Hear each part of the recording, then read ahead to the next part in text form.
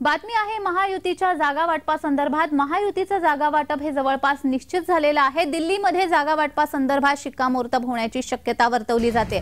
भाजप 31, शिवसेना 13 आणि राष्ट्रवादी 4 अशा जागा वाटप करण्यात आलेला आहे। जय महाराष्ट्रला विश्वसनीय सूत्रांनी ही माहिती दिली आहे।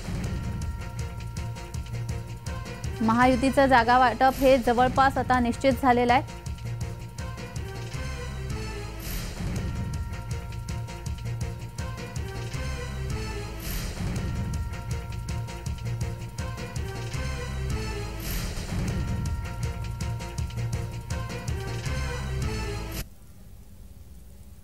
तर या संदर्भात अधिक माहिती देण्यासाठी आमचे प्रतिनिधी शुभम उमाळे आपल्याशी लाईव्ह द्वारा जोडले गेलेले आहे। शुभम, महायुतीचं जागा वाटप हे आता जवळपास निश्चित होणार आहे। दिल्लीमध्ये या संदर्भात बैठक झालेली आहे। या संदर्भात अधिकची माहिती।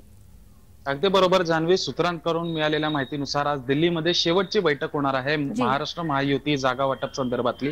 आणि आज महाराष्ट्र राज्याचे मुख्यमंत्री एकनाथ शिंदे आणि दोन्ही उपमुख्यमंत्री म्हणजे देवेंद्र फडणवीस आणि सोबत अजित पवार जे आहेत दिल्लीला जाण्याची शक्यता आहे, रवाना होण्याची शक्यता जी आहे ती वर्तवण्यात येत आहे। कुठेतरी आता जवळ आलेल्या आहेत लोकसभा निवडणुका आणि त्याआधी जे आहे जागा वाटपचा जो आहे फॉर्म्युला ठरलेला आहे।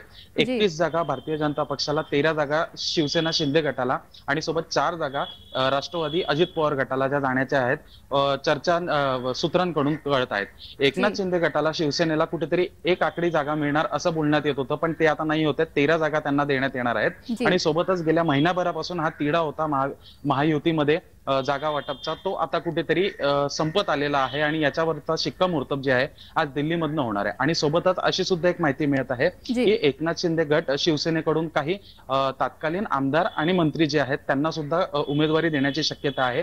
3 जणांची यामध्ये नावं आहे अशी एक प्राथमिक माहिती समोर येत आहे जान्हवी। जी धन्यवाद शुभम, तुम्ही दिलेल्या या सविस्तर माहितीसाठी।